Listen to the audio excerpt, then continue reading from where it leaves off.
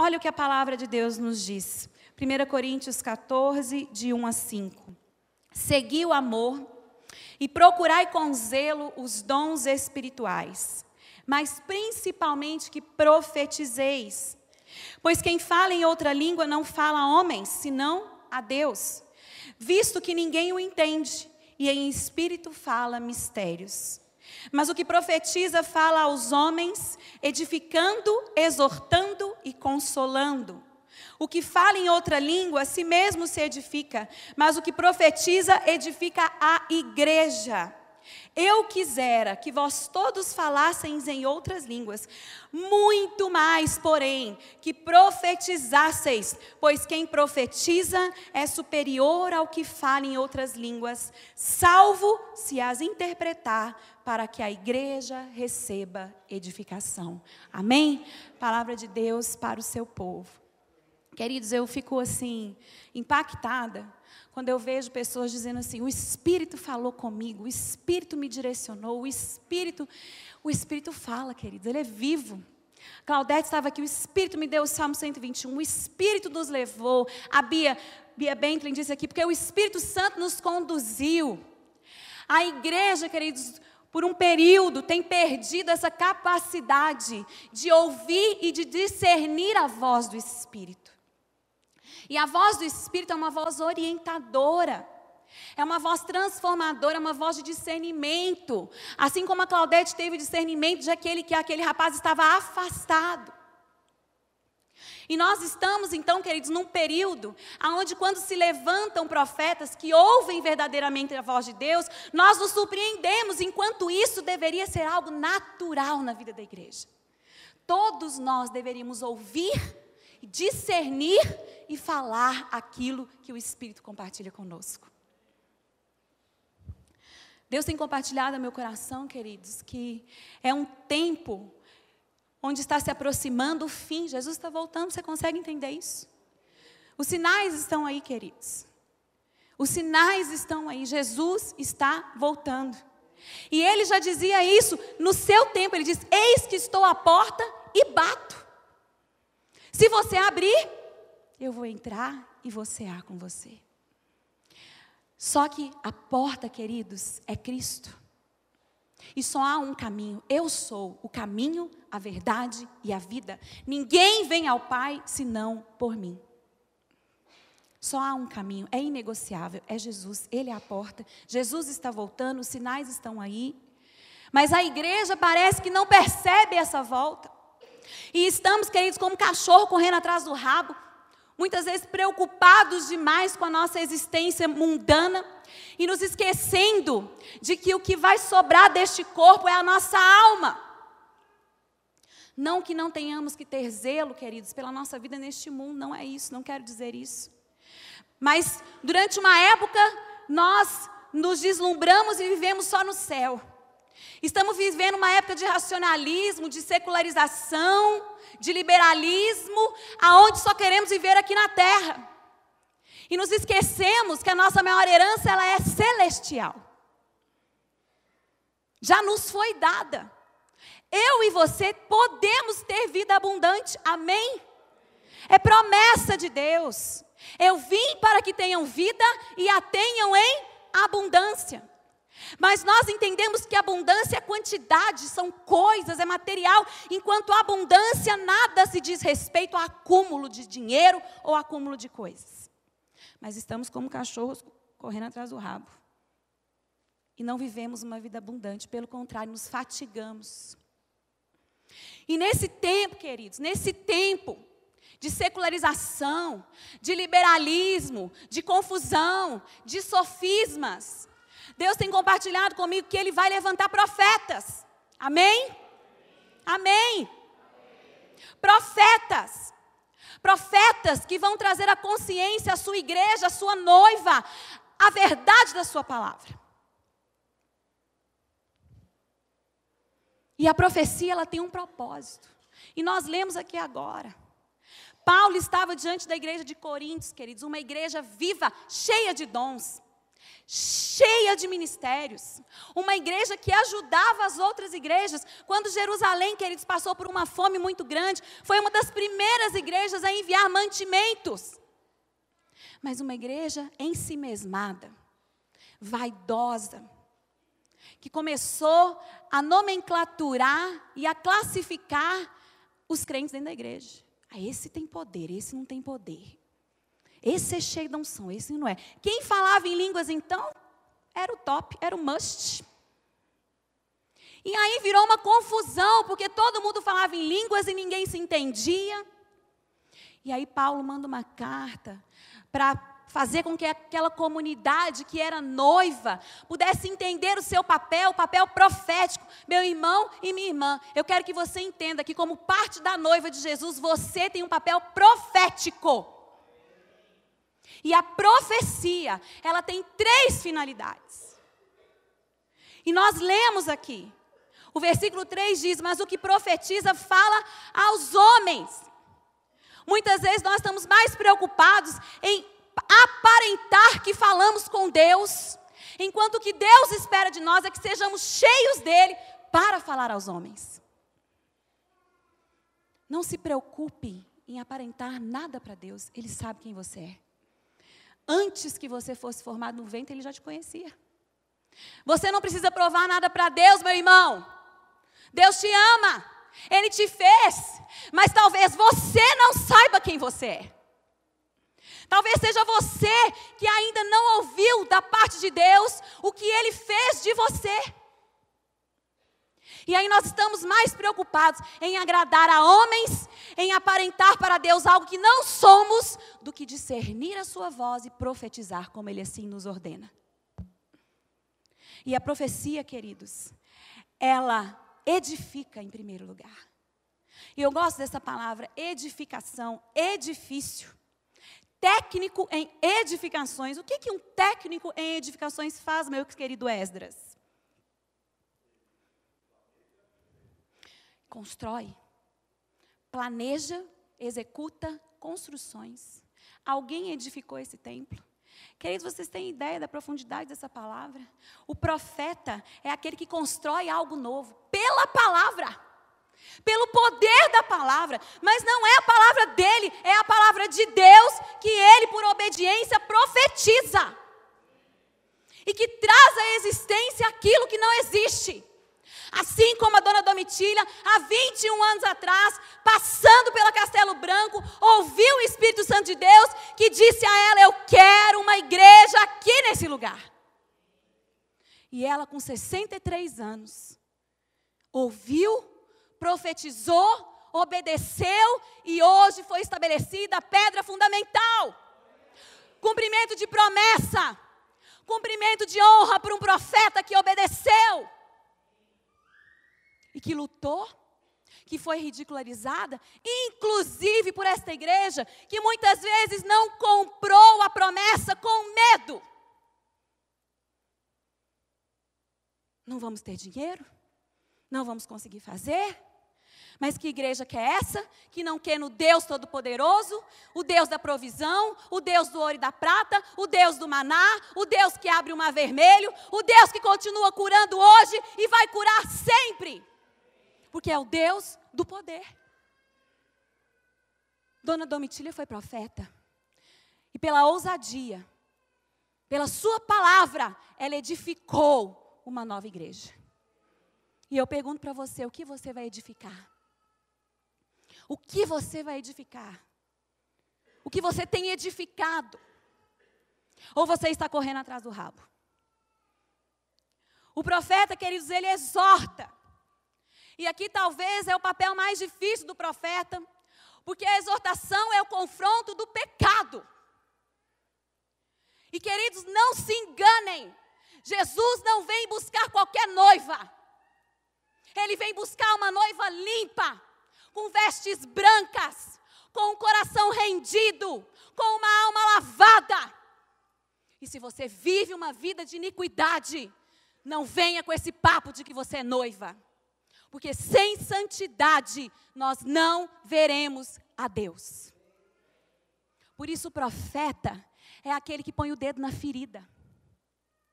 E o profeta, muitas vezes, por pôr o dedo na ferida, ele não é amado. Mas não se preocupe em ser amado pelas pessoas. Preocupe-se em ser amado por aquele que te fez. Porque é Ele quem te honra. E nós, muitas vezes, estamos mais preocupados com o que o outro vai falar do que em obedecer ao Rei dos Reis, ao Senhor dos Senhores. Queridos, Abraão, quando ouviu a voz de Deus, foi uma palavra só: sai da tua terra, da tua parentela, e vai para a terra que te mostrarei. De ti farei uma grande nação, abençoarei os que te abençoarem, e amaldiçoarei aqueles também que te perseguirem. Abraão, sem mesmo saber para onde ia, onde foi, para onde vai, ele simplesmente, profeticamente, pela fé que ele tinha no Deus Todo-Poderoso, ele obedeceu. Queridos, o caminho da obediência nem sempre é o mais fácil, mas é aquele que vai te levar à plenitude em nome de Jesus. Porque obedecer é melhor do que sacrificar, é o que está escrito na palavra. A terceira coisa que um profeta faz, queridos, ele consola. Ele edifica, ele confronta o pecado, mas ele consola.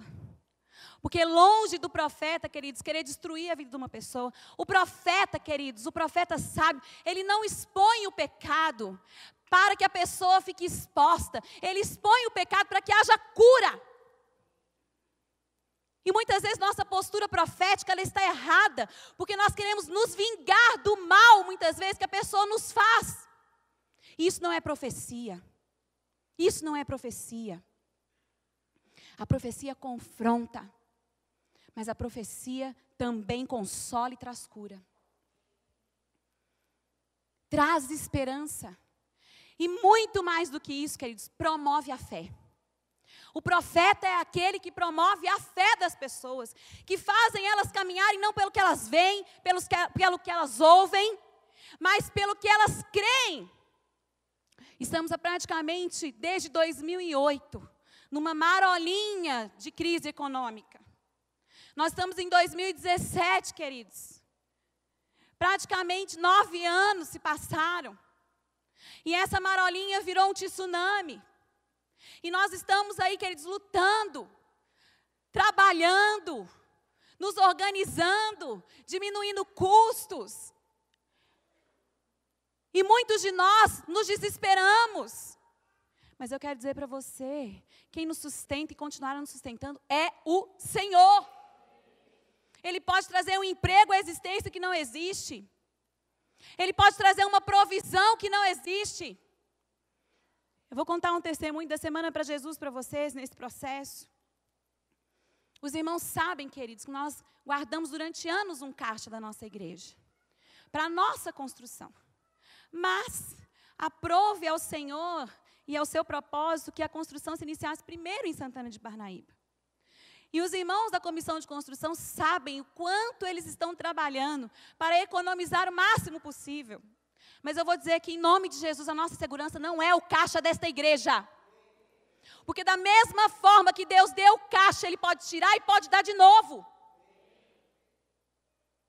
Ou nós cremos nisso, ou nós cremos em Mamon.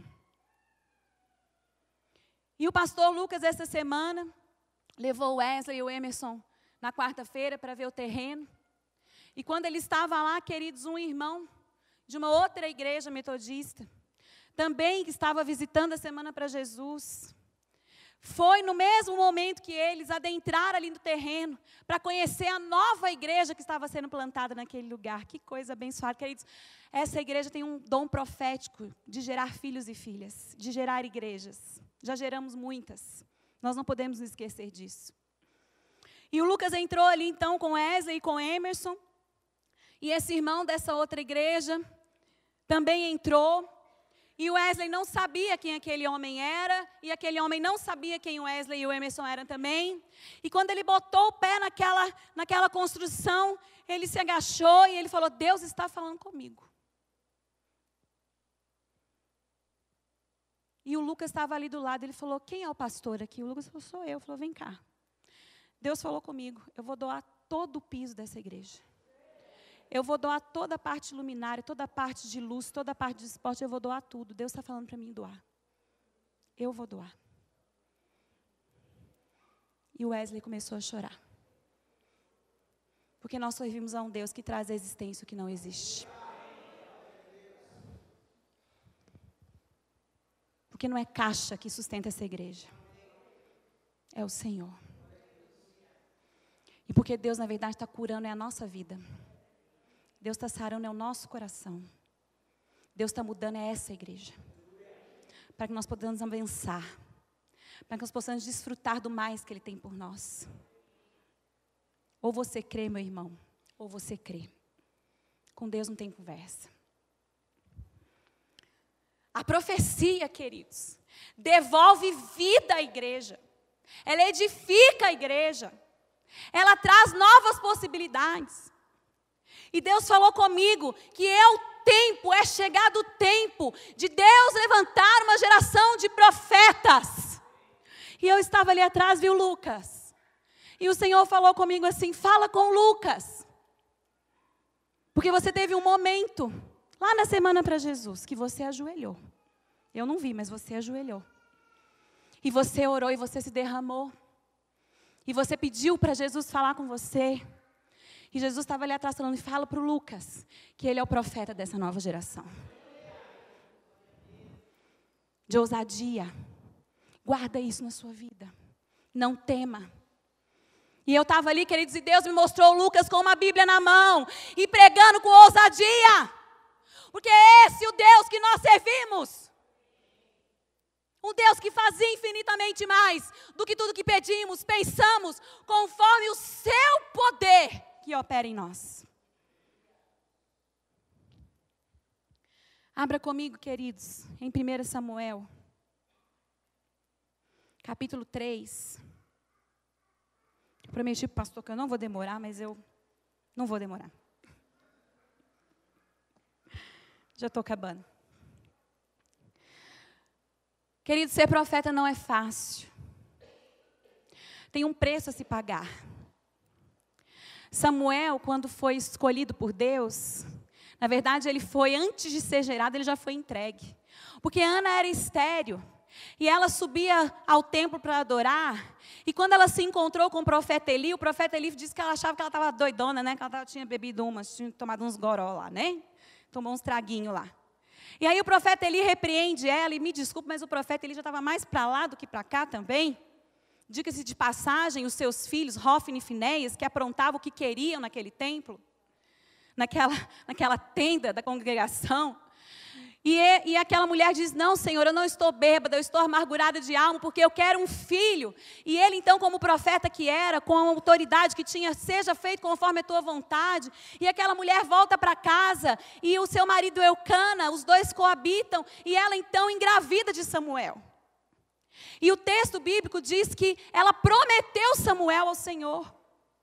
E muitas vezes nós não entendemos em que momento Samuel foi para o templo. Mas se você, queridos, abrir comigo em 1 Samuel, no capítulo 1, no versículo 24, você vai ler ali o texto que diz assim, havendo-o desmamado, levou consigo um novilho de 3 anos, um efa de farinha e um odre de vinho, e o apresentou à casa do Senhor a Siló. Era o menino ainda muito criança. Querido, Samuel foi entregue a Eli com 3 anos de idade. Você sabe o que é isso? Pastora, como você sabe isso? Porque o novilho tinha 3 anos. E o novilho deveria ter a idade correspondente da criança. O sacrifício deveria ser feito de acordo com a idade da criança, a lei judaica. Samuel tinha apenas 3 anos, quando a sua mãe, por obediência profética, entregou aquele menino a Eli. E aquele menino, então, foi criado por Eli. E desde pequeno ele foi forjado, então, para aprender a ouvir a voz de Deus. Estudiosos dizem, queridos, que se você virar a página aí no capítulo 3... a partir do verso 1, quando Samuel ouve a voz de Deus, 9 anos se passaram. Samuel tinha 12 anos. Quantos anos você tem, Lucas? 12. Que coisa tremenda. Samuel tinha 12 anos, queridos, quando Deus se manifestou. E o texto bíblico diz que nesta época Deus não se manifestava mais. Deus não falava mais por profecias nem por visões. Eli estava seco, a profecia estava seca. E Deus levanta uma criança no ventre, um menino de 12 anos, e grita do alto do céu: Samuel, Samuel. E ele sai correndo e vai ao encontro de Eli e diz: eis-me aqui, não, eu não te chamei, volta para a cama. E ele ouve de novo: Samuel, Samuel. E ele corre para Eli, e Eli fala: eu não te chamei, e ele volta para a cama. E aí ele diz: olha, eu desconfio que você começou a ouvir a voz de Deus. E eu estou desconfiando, viu, Lucas, que você começou a ouvir a voz de Deus. E eu fico feliz por você. Porque Deus usa as coisas loucas desse mundo para confundir as sábias. Deus usa os pequenos e coloca em lugares altos, para confundir a sabedoria desse mundo. E aí, queridos, Samuel então responde: eis-me aqui, Senhor, fala, porque o teu servo ouve. Ouve. E aí você pensa que Deus vai lá abraçar Samuel e dizer algo maravilhoso: você é meu filho amado, eu amo você, que coisa maravilhosa. Não, queridos, Samuel tinha 12 anos, e Deus diz assim para ele: fala para Eli, que eu vou matar a ele e os filhos dele. Você consegue imaginar, queridos, o que é uma criança de 12 anos, falando para o seu pai espiritual, que ele está em pecado, que os seus filhos estão em pecado e que a casa dele vai perecer. Você consegue imaginar isso? A responsabilidade, o temor. Era uma criança. E o versículo 15, queridos, do capítulo 3 de 1 Samuel, Ziza, eu estou lendo, nem precisa preocupar em colocar não, que eu vou lendo, senão você vai ficar maluquinha aí. Eu vou lendo aqui, vocês vão ver, vão acompanhando aí, né? 1 Samuel 3,15 diz assim: ficou Samuel deitado até pela manhã, e então abriu as portas da casa do Senhor. Ele foi cumprir o serviço dele, porém temia relatar a visão a Eli. Queridos, é normal que um profeta tenha medo. Quero dizer para você, é normal. Eu também tenho. Esses dias, eu estava na cozinha, lavando louça, e entra um vento dentro da minha cozinha, e as coisas começam a voar. Eu falei, eu acho que entrou uma corrente de ar aqui, fechei a porta, fechei a janela, e o vento continuava, e as coisas continuavam a voar, e o Senhor falou comigo: fala para fulano de tal, que se ele não se converter, ele vai ficar doente. Falei, estou ficando louca, não estou ouvindo.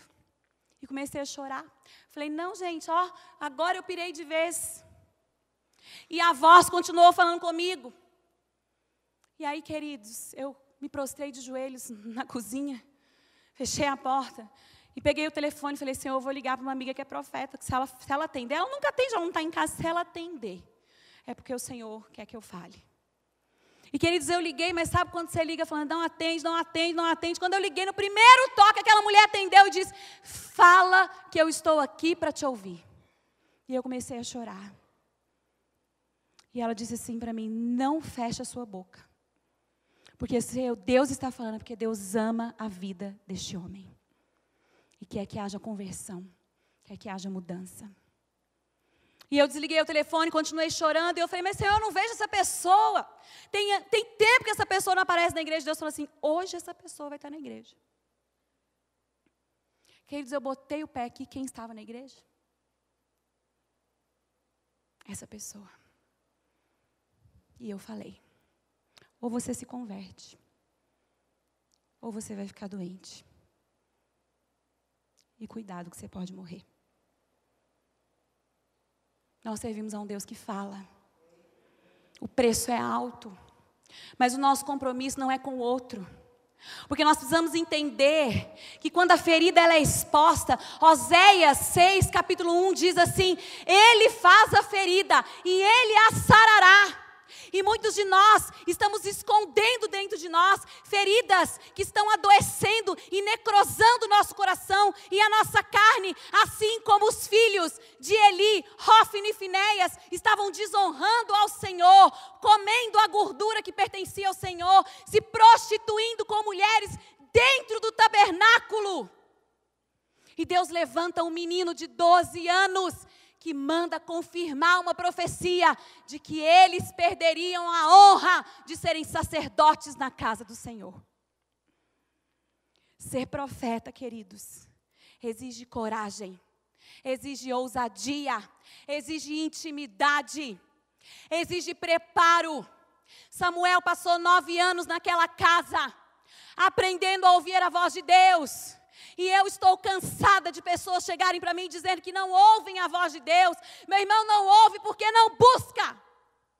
Porque a palavra de Deus diz: buscar-me-eis e me achareis, quando me buscardes de todo o vosso coração, de toda a vossa alma e de todo o vosso entendimento. E eu me mostrarei. E eu me mostrarei. Aleluia. E eu me mostrarei. Nós servimos a um Deus que se mostra. Nós servimos a um Deus que fala.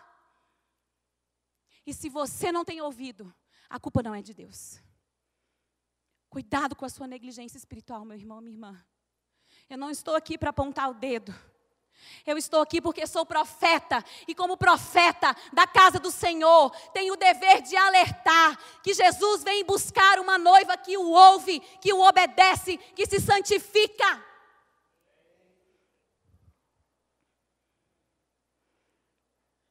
Versículo 19 do capítulo 3 de 1 Samuel 3 diz assim: crescia Samuel, e o Senhor era com ele, e nenhuma de todas as suas palavras deixou cair em terra. Queridos, olha o que a palavra de Deus diz: ser fiel no pouco, e no muito eu te colocarei. Nós não estamos falando apenas de prosperidade financeira, nós estamos falando de realidade espiritual. Ser fiel na sua devocional, ser fiel na sua adoração, ser fiel na comunhão, ser fiel na casa do Senhor. Mas muitas vezes nós deixamos de vir à igreja porque fulano pisou no meu dedinho, porque ciclano falou mal do meu cabelo, porque o outro não gosta da minha roupa. Você não está deixando de ser fiel ao outro, você está deixando de ser fiel ao Senhor. Porque Ele é o Deus dessa igreja.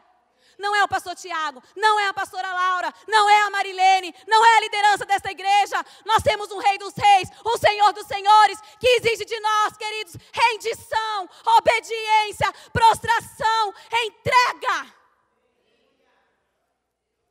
E isso, queridos, isso me impactou na semana para Jesus. Crianças de 8, de 9, de 12, de 13 anos, rendidas, adorando, profetizando, interpretando, curando. Enquanto nós que somos velhos, estamos aqui, vendo o trem passar.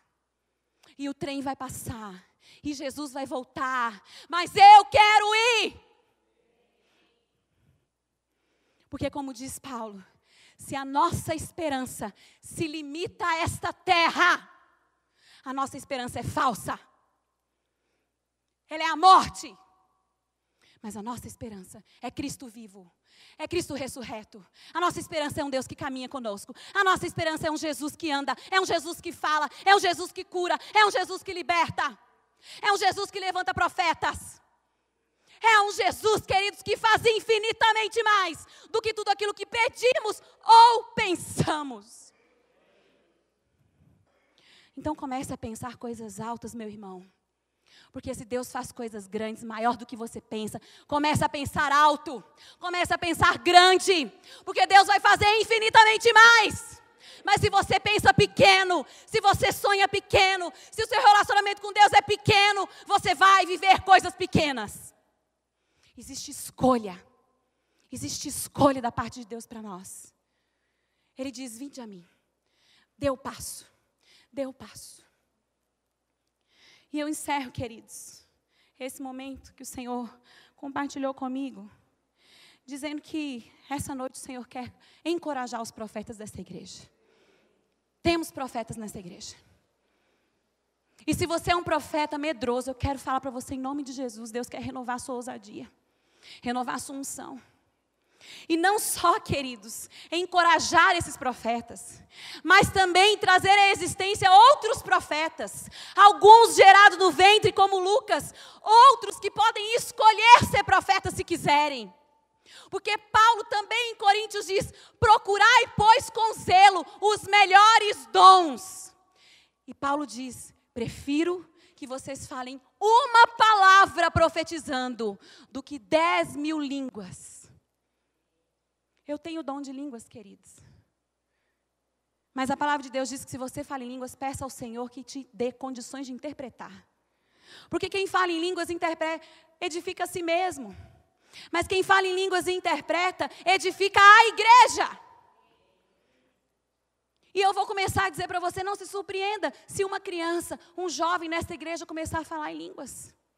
Ore para que ele interprete. Abra sua Bíblia comigo em 1 Coríntios novamente.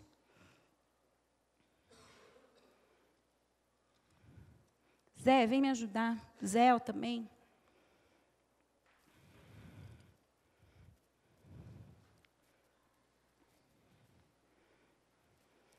Primeiro Coríntios 14, versículo 12 e 13, diz assim: assim também vós, visto que desejais dons espirituais, procurai progredir para a edificação da igreja.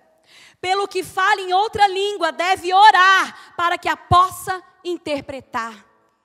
Versículo 14, porque se eu orar em outra língua, o meu espírito ora de fato, mas a minha mente fica infrutífera.